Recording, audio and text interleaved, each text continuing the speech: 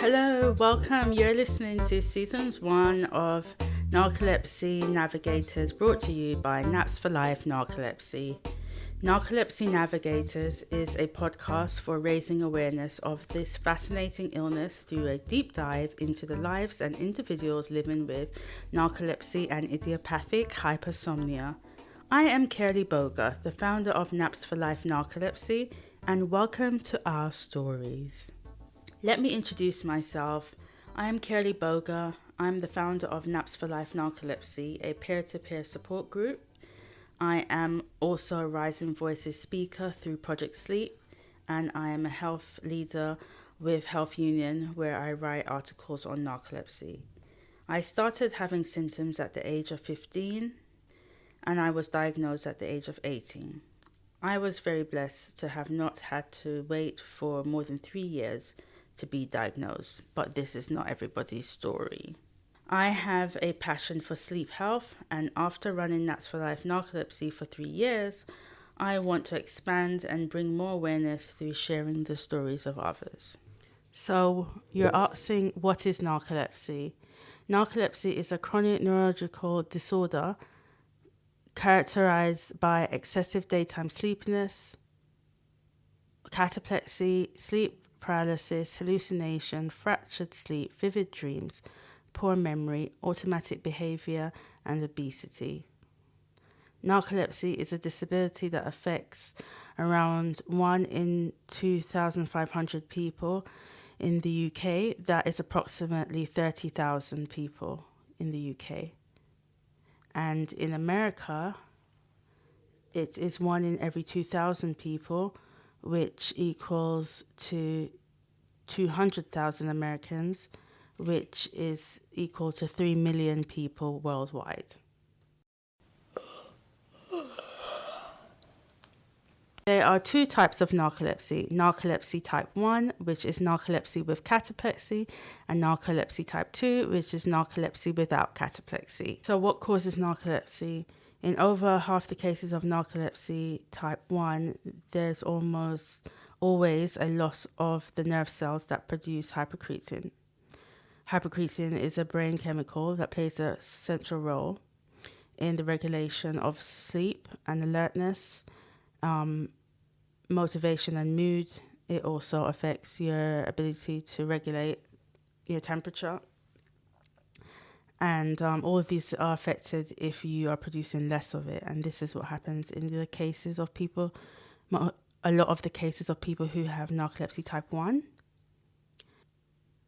People who have narcolepsy type 2, the hypocretin system does not appear to be damaged, and the cause is not well understood. Also, people who have idiopathic hypersomnia, which is another sleeping disorder, it shares a lot of the same symptoms as narcolepsy. So you could say it was narcolepsy's sister, and it has similar impacts to the quality of life as someone with narcolepsy, which is also why I'm covering it in this podcast. Unfortunately, the cause for idiopathic hypersomnia is unknown.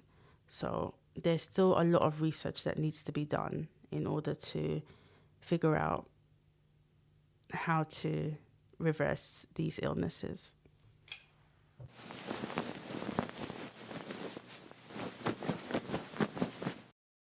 So how do you get diagnosed with narcolepsy? Diagnosis typically includes a 24-hour sleep study that includes a nighttime portion and a daytime portion. So the nighttime is a polysonogram, and they attach these electrodes to your brain, and they attach that to a computer, and then they're able to look and see what's happening in your brain.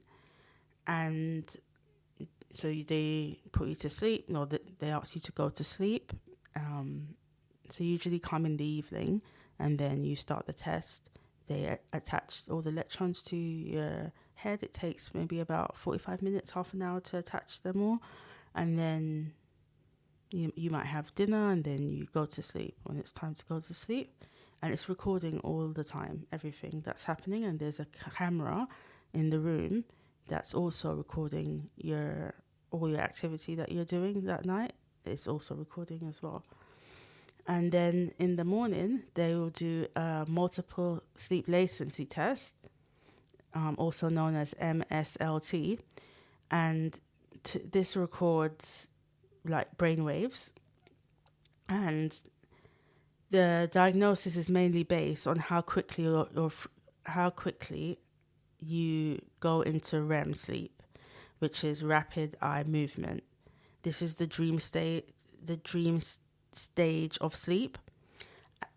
And so if you go into REM really quickly, that usually indicates that you might have narcolepsy the faster you go into REM sleep, because normal people, you don't go into REM sleep quickly. This is a stage of sleep that happens later on down in the sleep cycle, not at the beginning. You're not supposed to fall into REM as soon as you close your eyes. That's not normal.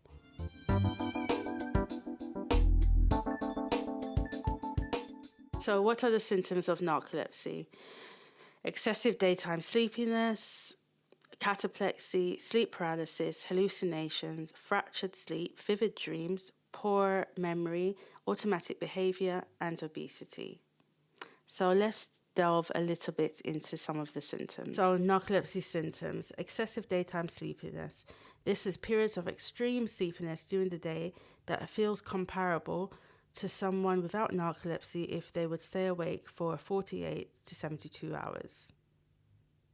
Cataplexy. This is a sudden loss of muscle control, which is triggered by emotions such as laughter, stress, surprise, anger. Any type of very strong emotion will trigger it. The severity of cataplexy varies from it lasting for a few seconds to up to 30 to 40 minutes. And it will start off with like your head. You're losing the muscle control in your head at first, and your head might be bobbing and your jaw dropping, and then your hands, and then your legs, and it could end in a complete collapse, knees buckling and falling down to the floor. During this episode, you are conscious, fully conscious. You can hear everything that is going on around you, but you are unable to speak and move. So you can't speak, you can't move, but you can hear everything everyone is saying. Hallucinations. There are two types of hallucinations: hypnopompic and hypnagogic hallucinations. These are visual and auditory or tactile hallucinations. These happen upon waking up or upon falling asleep. They're very frightening and confusing, and they feel extremely real.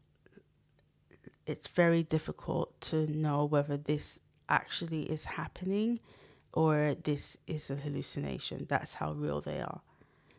Sleep paralysis. This is an inability to move for a few seconds or minutes upon falling asleep or waking up. And this is usually accompanied with the hallucinations.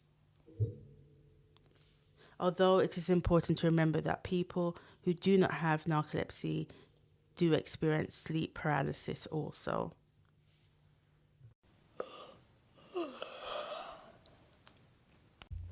Treatments. What are the treatments for narcolepsy? Narcolepsy has no cure, neither does idiopathic hypersomnia. You manage it through medication and taking scheduled naps. They offer antidepressants to decrease the cataplexy. They offer wake-promoting stimulants to help keep you alert. And they offer nighttime medication to decrease excessive daytime sleepiness and also to control cataplexy, and also to try to keep you asleep at night, because people who have narcolepsy and idiopathic hypersomnia also suffer from insomnia, and they have very disturbed sleep at night. And so you would sleep maybe an hour and then you'd wake up again. Half an hour, and then you wake up again. 15 minutes, and you wake up again. Half an hour, you wake up again. 1 hour, you wake up again. 15 minutes, you wake up again.